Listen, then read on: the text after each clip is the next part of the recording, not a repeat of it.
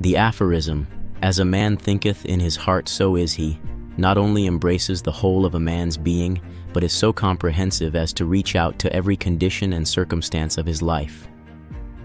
A man is literally what he thinks, his character being the complete sum of all his thoughts. As the plant springs from, and could not be without, the seed, so every act of a man springs from the hidden seeds of thought, and could not have appeared without them. This applies equally to those acts called spontaneous and unpremeditated, as to those which are deliberately executed. Act is the blossom of thought, and joy and suffering are its fruits. Thus does a man garner in the sweet and bitter fruitage of his own husbandry. Thought in the mind hath made us. What we are by thought was wrought and built. If a man's mind hath evil thoughts, pain comes on him as comes the wheel the ox behind. If one endure in purity of thought, joy follows him as his own shadow, sure. Man is a growth by law, and not a creation by artifice, and cause and effect is as absolute and undeviating in the hidden realm of thought as in the world of visible and material things. A noble and godlike character is not a thing of favor or chance, but is the natural result of continued effort in right thinking, the effect of long-cherished association with godlike thoughts. An ignoble and bestial character by the same process is the result of the continued harboring of groveling thoughts. Man is made or unmade by himself. In the armory of thought, he forges the weapons by which he destroys himself. He also fashions the tools with which he builds for himself heavenly mansions of joy and strength and peace. By the right choice and true application of thought, man ascends to the divine perfection. By the abuse and wrong application of thought, he descends below the level of the beast. Between these two extremes are all the grades of character, and man is their maker and master.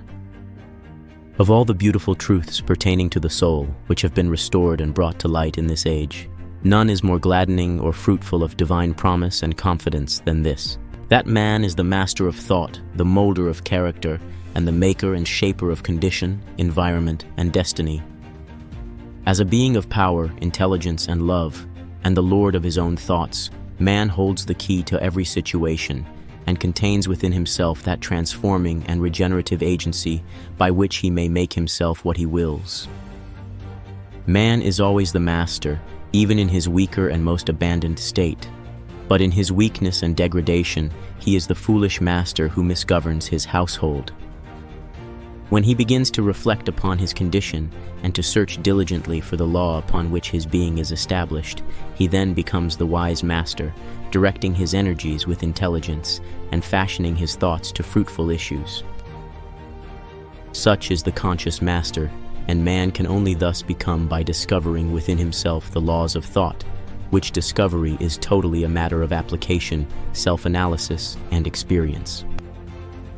Only by much searching and mining are gold and diamonds obtained, and man can find every truth connected with his being if he will dig deep into the mine of his soul.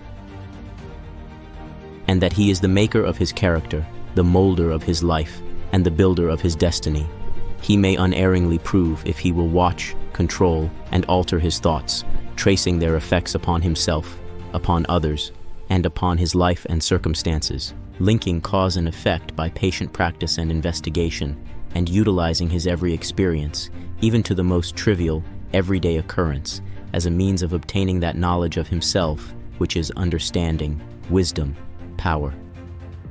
In this direction, as in no other, is the law absolute that he that seeketh findeth, and to him that knocketh it shall be opened.